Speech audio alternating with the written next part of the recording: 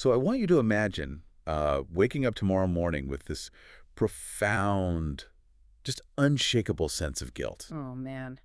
Yeah, that is a heavy way to start the morning. Right. And I do not mean guilt for like a specific identifiable crime. You didn't leave your front door unlocked. You didn't forget a best friend's birthday or something. Exactly. I'm talking about a foundational guilt. It's this heavy, sinking, almost atmospheric dread of knowing deep down in your bones that you are not yet the person you're supposed to be. It is a truly haunting concept to start with, honestly, because, we usually think of guilt as the aftermath of an action. Right, like cause and effect. Yeah, but what we are talking about here is an ontological guilt. It is the guilt of being a thing that is not yet what it is supposed to become.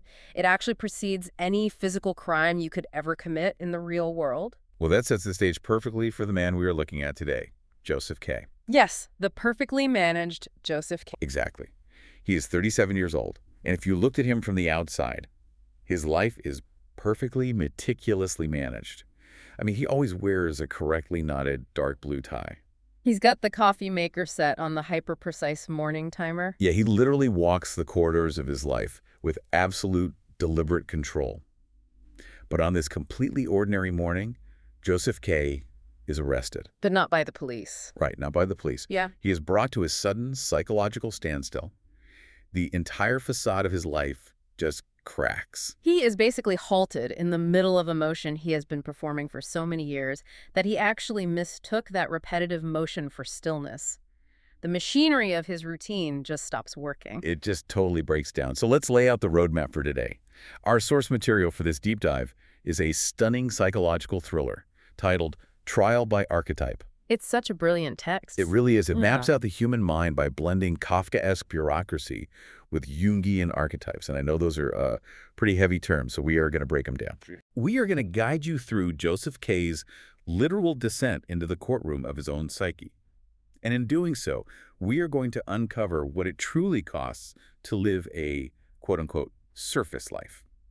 So to briefly anchor those terms before we really dive in, when we say Kafkaesque, we are referring to a nightmarish, overly complex, and bizarre bureaucratic system where the rules never quite make sense. Right, it's just endless red tape and confusion. Exactly. And Jungian archetypes, which are based on the work of psychologist Carl Jung, those are essentially universal blueprints of the human mind. Like the classic characters we all sort of recognize unconsciously. Yeah, exactly. They are deep, inherited patterns or characters like the trickster or the shadow that just live down in our unconscious.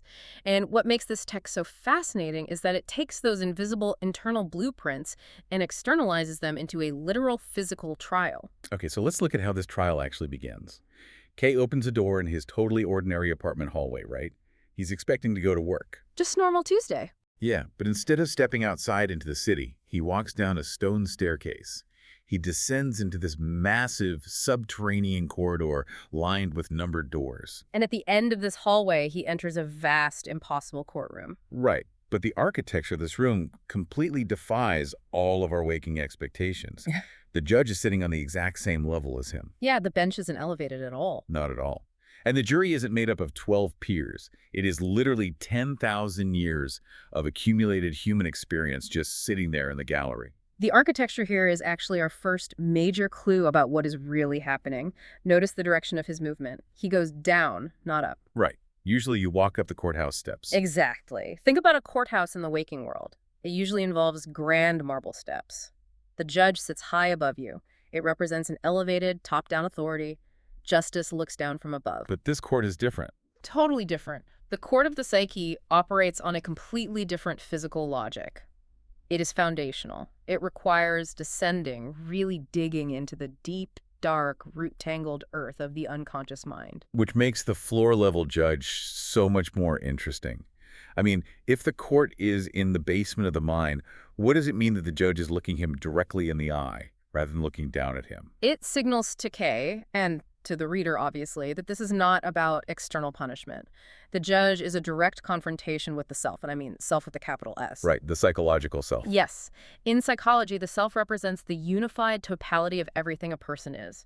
The judge isn't imposing some societal verdict from above. The judge is simply witnessing Kay from within. Wow. That makes me think of Kay's meticulously planned life up to this point. The coffee timer, the daily routine, the controlled corridor he walks every single day. The blue tie. Yeah. It is like he has been sleepwalking on a treadmill. He has this constant movement that feels like forward progress, but it is actually just a safe repetition. He has exhausted himself going absolutely nowhere. That is a great analogy. But I'm looking at my notes on this scene, and Kay notices right away that the judge's face is completely unsettling, like it contains all human expressions at once. It's masculine and feminine, severe and gentle. Terrifying and kind. Yeah. It is the full deck of humanity. So why does that kind of totality absolutely terrify a guy like Kay? Because of the mechanism he uses to survive, Kay survives by selection. Oh, I see. He survives by narrowing himself down. Since childhood, he has chosen one specific mask, one highly acceptable expression, the guy in the perfectly knotted blue tie. And he just represses everything else. He has actively repressed the rest of his humanity to maintain that mask. So when he looks at the judge, he is staring at the terrifying reality of his own wholeness. It breaks his illusion. Completely. Totality destroys his carefully curated mask because it demands that he reckon with everything he actually is, not just the sanitized parts he deemed presentable to the world. That makes sense. But if the judge is just witnessing him, who is actually bringing the charges, like how does a trial against yourself even work? Well, that is the role of the prosecutor. The prosecutor isn't a state attorney.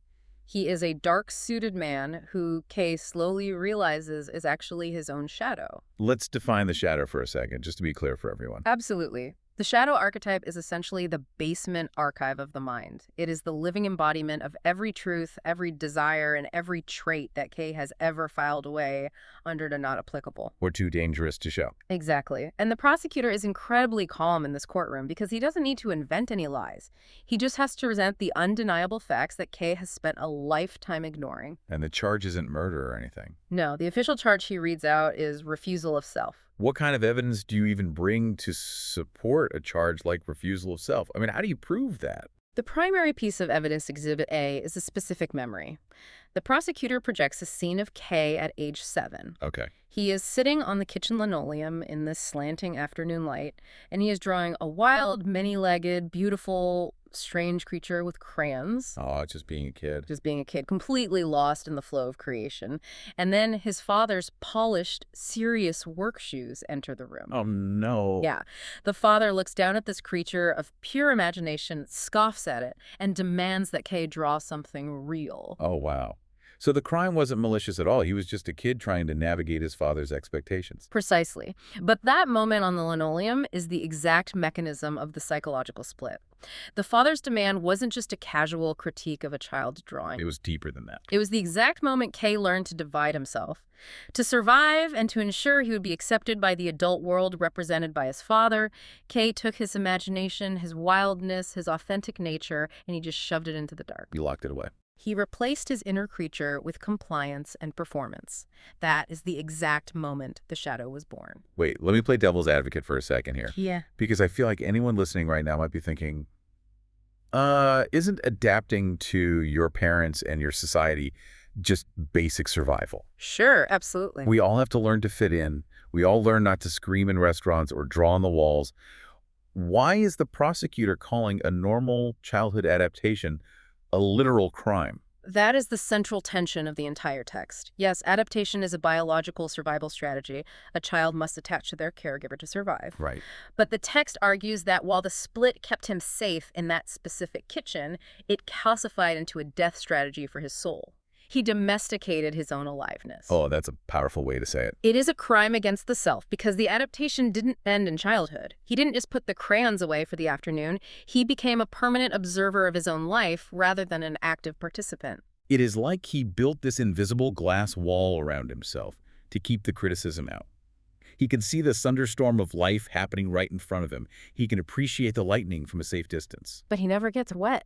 Exactly. He never actually lets himself get wet. He is totally insulated from being hurt, but he is also insulated from feeling alive. And it makes you wonder, how many of us have our own kitchen linoleum moment? I think most of us do. Yeah, that specific crystal clear memory where we learn to lock a piece of ourselves away just to be told we were good. That is exactly what the text wants the reader to reflect on. And if the shadow is actively trying to prosecute him for abandoning his true self, you might wonder if there is any part of Kay's psyche actually trying to save him. Right, because a trial implies a defense. Who steps up for Kay? The defense attorney represents Kay's anima. Okay, the anima. Yes. In Jungian terms, the anima represents the deeper, intuitive, often repressed emotional depths of a man's psyche. She is described as having eyes that possess actual physical spatial depth. Very. And when she takes the floor, she completely shocks the courtroom. Because she doesn't object to a single piece of the prosecutor's evidence. She agrees with the facts entirely. Wait, what? She just agrees? Yep. But she argues that K isn't guilty. He is simply unfinished. Unfinished, wow. And then the trial gets completely hijacked, right? Because out of nowhere, the trickster takes the stand. Oh, the trickster's the best part. And for anyone unfamiliar, the trickster is the archetype of the disruptor. He is the part of the human psyche that breaks the rules to reveal a deeper truth. Smelling of smoke and green things and metal. Yes. He basically laughs at the cosmic joke of the entire trial and completely redefines what K's guilt actually is. The way the defense and the trickster reframe the prosecution is just brilliant. The defense offers this incredible mechanism to understand K's pain. She says the prosecutor is basically showing the jury a photograph of a dissolving chrysalis. Okay, like a caterpillar turning into a butterfly. Exactly. If you open a cocoon halfway through the process, all you see is chaotic biological goo. Yeah, it's a mess. The prosecutor points to that goo and calls it destruction and failure. But the defense knows that breaking down is the necessary, painful, mechanical process of becoming a butterfly. Incompletion isn't a crime. It is an invitation to transform. And the trickster piggybacks on that idea with the best metaphor in the whole text. He says that the foundational guilt K woke up with isn't a final verdict from a judge. Guilt is just a smoke detector. I love this part. It is an alarm warning you that a psychological fire is burning. It means something is cooking. That completely changes K's relationship to his own anxiety. The dread he felt when he woke up wasn't a punishment for being a bad person. It was his nervous system's alarm going off, signaling that the false self, the guy in the blue tie, was no longer structurally sound. I love the smoke detector analogy because it perfectly describes human behavior. When we feel that existential guilt or that deep anxiety, what do we usually do? We panic. We try to rip the batteries out of the smoke detector. Right. We medicate it, we distract ourselves with scrolling, we work 60 hours a week so we don't have to hear the beeping. We do everything except actually walk into the kitchen to see what is burning on the stove. Exactly. We ignore the actual fire. But I am still trying to wrap my head around the logic of the courtroom here. The trickster says K is both the crime and the unfinished becoming. How can both the prosecution and the defense be fundamentally right at the same time? Because truth in the deep psyche operates on paradox, not binary logic. K's refusal of his shadow was a tragedy. He lost his authentic self, and that is a true wound. Right. But that false self was also the necessary scaffolding he needed to survive his childhood. He had to build the rigid, controlled persona in order to eventually become strong enough to dismantle it. He contains both the wound and the absolute potential for his own healing. Man. So how does that internal realization manifest physically? Because the trial shifts from abstract arguments to physical evidence, and this is where the text gets incredibly visceral. Yes, Exhibit N. Right. The prosecutor presents Exhibit N. It is K's right shoulder. Yes. For 23 years, ever since that afternoon on the linoleum with his father, K's right shoulder has been elevated by exactly 2 centimeters. And he takes these incredibly shallow, sip-like breaths. We hear the phrase, the body keeps the score, all the time, but let's explain the actual mechanism here. How does a rejected drawing turn into a 23-year shoulder injury? Well, when a child faces a sudden emotional threat, like his father destroying his creative spirit, the central nervous system triggers the body to physically brace for impact. Right, fight or flight. Exactly. Muscles tense up to armor the vital organs. For K, that momentary physical flinch froze. It locked his shoulder into a permanent state of bracing because the emotional threat of being unacceptable never actually left him. He never felt safe again. Right. That 2-centimeter raise was K's subconscious attempt to physically hold himself up because he literally stopped trusting the ground to hold him after his father rejected him.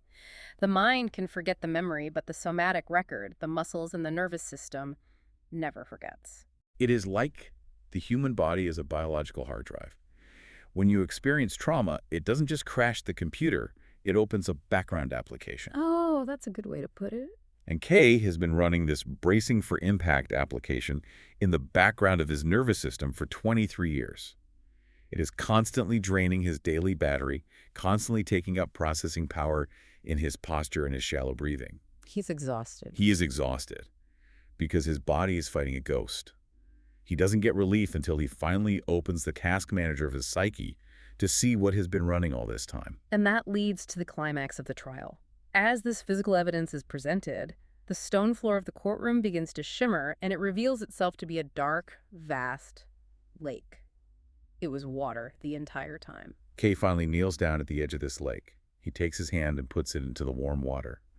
And he cries his first real tears in decades. Such a powerful image. And then, prompted by the trickster, K lets out this tectonic, uncontained, earth-shattering laugh. This is the somatic release. When K finally allows himself to breathe deeply into his belly, that right shoulder finally drops. The muscular tension he has carried for a lifetime releases. Oh. The tears and the laughter represent the shattering of that invisible glass wall you mentioned earlier. He surrenders to the lake, which represents the unconditional, nurturing holding of the great mother archetype. The opposite of his father. Exactly. It's the psychological opposite of his father's rigid, conditional acceptance. The lake catches him. He realizes he doesn't have to hold his own shoulder up anymore. The earth will hold him. It is just wild to me that the ultimate release for K wasn't just weeping in sorrow, it was laughing. A huge laugh. Laughing at the sheer, beautiful absurdity that his inner creature, this wild, weird, imaginative thing he was so profoundly ashamed of, actually survived 30 years locked in the pitch-black basement of his mind. It didn't die, it was just waiting. It's beautiful. So after this massive release, the trial doesn't just end with a gavel strike, does it? No, the release of emotion is only half the battle. Opening that psychological file allows for what Jungians call integration, which is the final crucial phase of K's journey. Right. K leaves the courtroom and goes back to that subterranean corridor. But now, the numbered doors aren't locked anymore. He starts systematically visiting the rooms he had sealed off for decades. Which is incredibly brave. It really is. I want to walk through a few of these because they are so striking. He goes to door 89, which is the bedroom of a past love. And he doesn't do anything dramatic. He just picks up a pillow, holds it, and finally allows himself to feel the vulnerability of actually caring for someone. And then he goes to door 144, which is a room made entirely of infinite mirrors. That one is intense. Yeah, in a beautifully symbolic act, he physically cracks the glass so he can look at all his true, fragmented, messy selves, rather than the one perfect reflection he always tried to project. So what is the mechanism of this integration? Because he isn't fighting these rooms anymore. The text calls this a recessional closing of the doors. K is no longer running away from his past or his shadow. Integration means he isn't sealing the doors to hide the contents. He is walking inside, feeling the repressed emotion, and absorbing these experiences back into his own body. He's taking them back. He is taking back all the wildness, the fear, and the love that he projected out into the world. He is reclaiming his energy. It makes me think of someone walking through a completely sterile, terrifying, dimly lit hotel hallway. And one by one, he is unlocking the doors, turning on the lights, and arranging the furniture until the entire terrifying hallway transforms into a warm, deeply lived-in home. Exactly. But I am stuck on the very last door. Door 21, K opens it, and it is just a completely empty room. There is nothing in it. I feel like after all this intense psychological confrontation, most people would be incredibly relieved to find an empty room. Why does K react to the emptiness with such sheer terror initially? Because for K, and honestly for many of us, our entire identity is tied to performance. We subconsciously believe that if we stop managing our schedules, stop organizing our thoughts, stop trying to aggressively make sense of our trauma, we will literally cease to exist. Doing nothing forces K to confront absolute silence. It strips away his final defense mechanism, which is being busy. Being busy to avoid feeling. Exactly. But he doesn't run from it. No, he doesn't. The ultimate revelation of door 21 is that K stays in the empty room and he realizes he doesn't die. He finds profound peace in that emptiness. Just being. He learns that he has intrinsic value just by existing. He can stop holding himself together, he can put down the blue tie, he can stop performing, and the ground will still hold him. It completely reframes the entire concept of the book. The trial is never about a judge handing down a punishment or granting an acquittal. The trial is the process of living. Yes. Kay finally realizes that the love and safety he was so desperately searching for wasn't an external reward that he could earn by performing well or being the perfect employee. It was the unconditional acceptance from his own internal totality. This text is such a powerful mirror. It invites every reader to look at their own internal corridors. We all have ties we knot perfectly to hide our inner wildness. We all have shoulders we hold 2 centimeters too high because deep down we are terrified that if we relax, the ground won't catch us. It really is an invitation to notice exactly where you are standing behind invisible glass in your own life. Which brings us all the way back to that foundational guilt we talked about at the very beginning of this deep dive. That dread. That heavy, sinking feeling of not being who you are supposed to be. What if that guilt isn't a life sentence? What if it really is just a smoke detector, begging you to pay attention to your own transformation? I love that. I want to leave you with a final thought to mull over today. What if the parts of yourself that you were the most ashamed of, the weird, wild, overly emotional creatures you drew on the linoleum and then locked behind numbered doors years ago, are your enemies or your failures? Right. What if those exiled, messy pieces are actually the only parts of you capable of experiencing true, unsimulated joy?